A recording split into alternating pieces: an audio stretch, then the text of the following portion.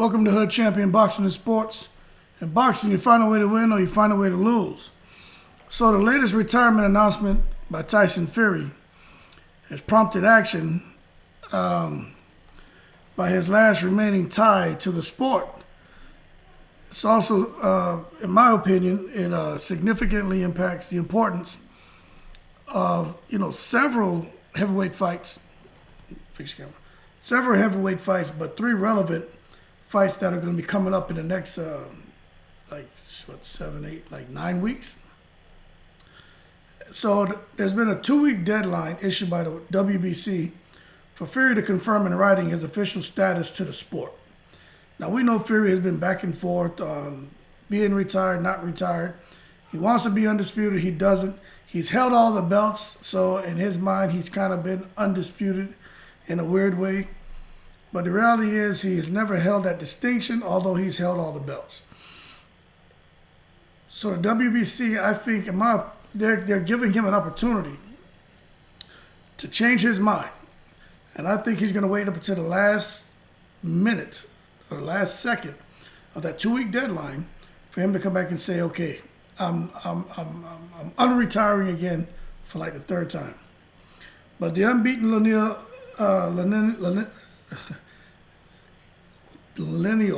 right? He's the unbeaten lineal WBC heavyweight champion. Is really complicating things for a lot of these fighters, man.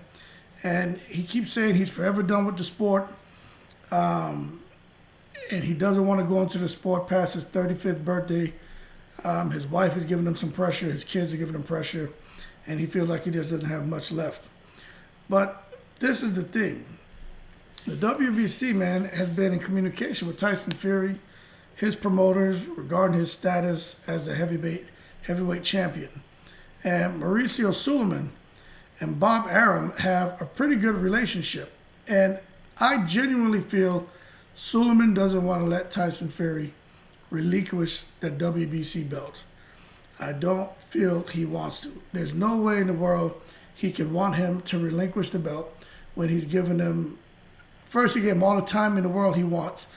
Then he said he's coming back. Now he's giving him an additional fortnight to say, okay, I'm either going to keep fighting or I'm not.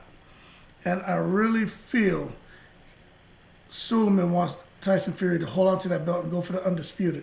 Now, Suleiman has gone on to discuss what he does with the fees boxers pay him. He says all that money that he makes from the different sanctioning fees they collect and title matches, it goes back into boxing. Didn't really break down what areas in the boxing those funds go to, but he just said it goes back into boxing. There's a cap on how much money they can make, but with Tyson Fury and the fight purse he would make defending that belt against AJ, it would be the max. I think the maximum amount is $200,000, something like that. So the WBC will be getting $200,000 from Tyson Fury, and there'll be a percentage they'll be getting from AJ since he's the person who'll be fighting for the belt. And then a large portion of Tyson Fury's purse will be going towards those other belts as well. But the push by the WBC to get Fury to fully commit to either severing all ties with the sport or walking back his retirement, it could have the title available for a couple fights that are actually scheduled. So we know Deontay Wilder is a sanctioning body, we're talking about the WBC, #1 contender, and he is, in the process of finalizing his return fight against Helenius on October 15th. Now, Wilder is ranked #1, Helenius is ranked #9, and majority of people saying Helenius is the front runner to land the fight, but for some reason, it seems to be like a little bit of doubt as to where Helenius is going to make it across the finish line. But the understanding is the fight is 95% done, which means it's not done, but it's 95% done. Wilder's supposed to be getting a guarantee of $15 million, upwards of $40 million when you look at the live gate and the pay-per-view sales. That's a lot of money. Now, Frank Sanchez is ranked #4 by the WBC. He's supposed to appear on the undercard of Wilder Helenius. Now, what that initially could have meant is that the winner of Wilder Helenius will probably fight the winner of Frank Sanchez and whoever his opponent. I don't know who Frank Sanchez is supposed to fight. And then that could have ended up having those guys fight each other for an elimination to be the mandatory for, I don't know, whoever's the undisputed champion. But now things have changed a bit. Okay, so we got Wilder Helenius. You got Frank Sanchez in the mix. Don't know who he's fighting, but he's fighting somebody. Then you have England's Joyce and New Zealand's Joseph Parker. They're the number 2 and 3 in the WBC. So you have the 1, 2, 3, 4, and 9 in the WBC, all set up to fight this fall. And that's amazing. So in September 24th, you got Parker and Joyce. October 15th, you got Wilder Helenius and Sanchez. So just within basically 30 days of each other, all of them would have gotten in the ring and mixed it up. Now Joyce is the mandatory challenger for the WBO, which ranks Parker at number 2. Fighting for the vacant title would certainly be worth a trade-off for Joyce to give up his spot in line for a crack of the winner of the Usyk Joshua Heavyweight Championship, if there is a choice to be made. The alternative would be to declare both fights, as a 4-man box-off, ordering the winners to face each other. Meanwhile, at least one symbolic title previously in Fury's clutches will be made available this weekend. Now, we know Tyson Fury has always talked about he's the lineal champion, and that distinction means more than anything else. Well, he's given it up. It's gone. Okay? AJ and Usyk are fighting for that distinction now. Okay, so the lineal championship, all that people are saying doesn't matter, doesn't mean anything. Well, it is what it is now.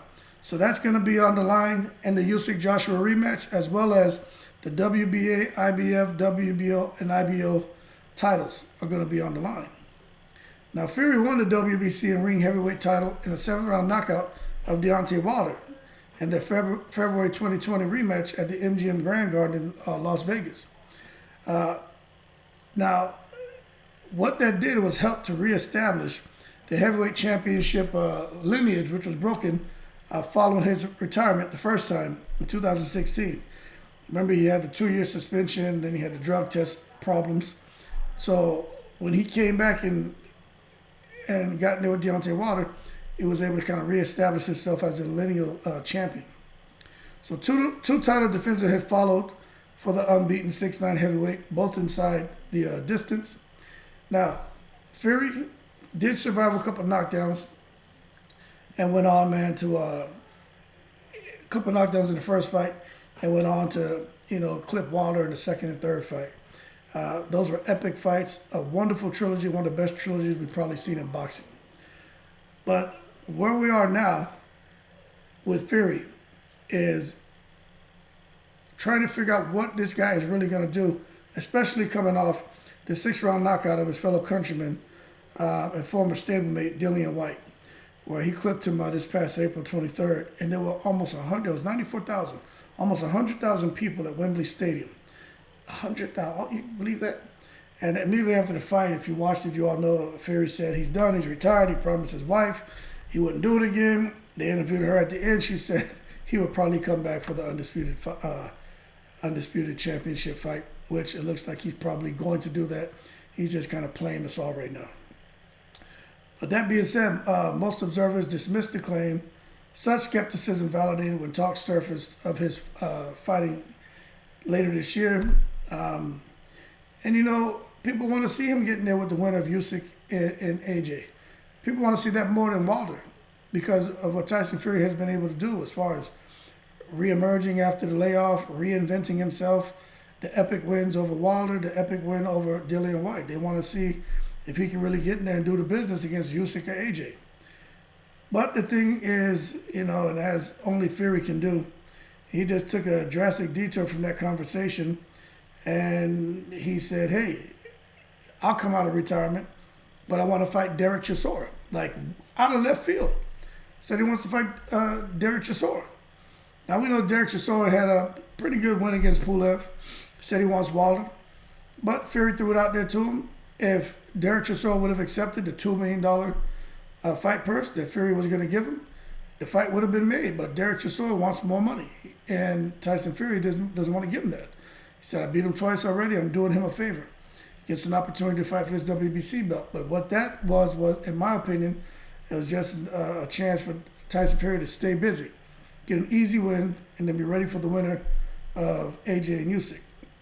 But there was minimal interest in such a fight, and just a lot of people out there in the UK were just like, why?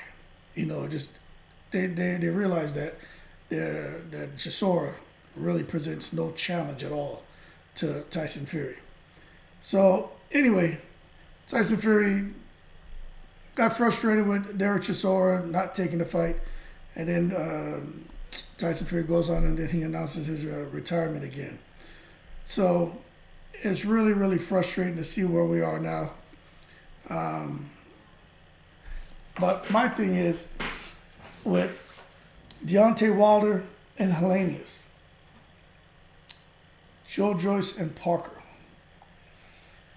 and then you got Frank Sanchez. That's the 1 through 4 and the number 9. That 1 through 4, I can see something happening. You better believe wheels are turning right now. If Tyson Fury, if he decides to allow that deadline to pass and he drops that WBC belt, they're going to figure out a way to make some money off of that. And they're not just going to hand it over to someone. I think what's going to happen is the winner of Helenius and Wilder will go on to fight the winner of Parker and Joyce. Frank Sanchez will probably end up in line in some weird way to be the mandatory for the winner of those guys, and then somehow they're all gonna end up in a line waiting to get in there and fight whoever becomes an undisputed champion. So that's what I could see happening. The winner of AJ and Usyk will be there. They'll have 4 belts, and they'll have the ring championship. So they'll be the lineal champion. So let's say that's AJ. So AJ will be there by himself. Wilder will fight Helenius. Let's say Wilder wins, and let's say Parker wins. So then Wilder and Parker will fight. Then those guys will go on and be the mandatory for whoever wins out of, let's say, Wilder and Parker. They will go on and fight AJ.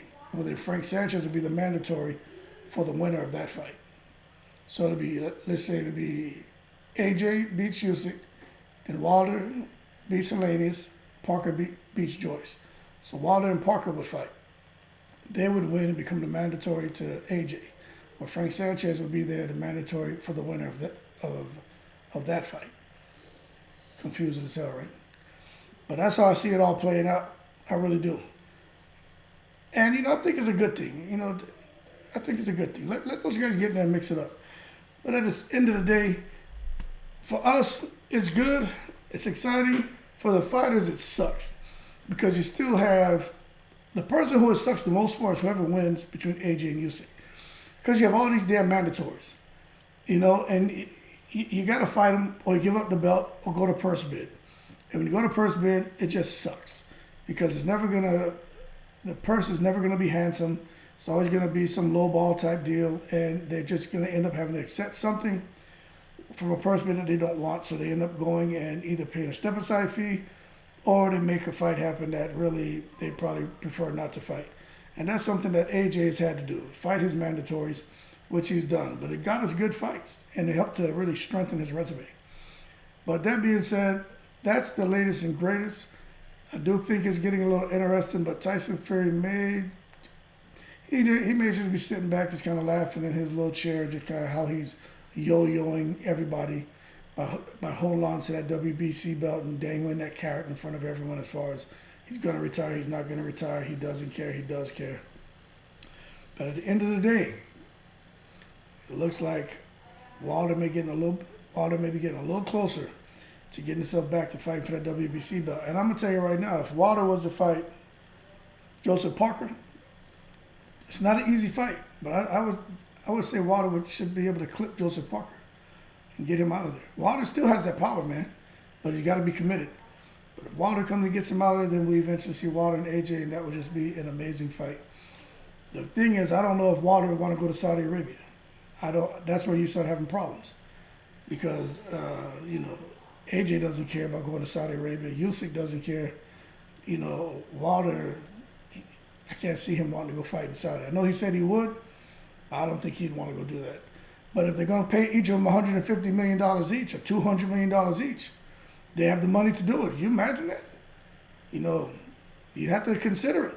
But money isn't everything to Wilder. But anyway, that's the latest and greatest, man. The WBC deadline is to be honored. They're not playing around. August 26th, as soon as they get past midnight, and it says, 0001 a.m., August 27th. That's it. Tyson Fury's going to lose that belt. The WBC is going to send him a letter, and it is what it is. So that being said, like and subscribe if you enjoyed the video. Shout out to the veterans. Appreciate your support, and I'm in the breeze.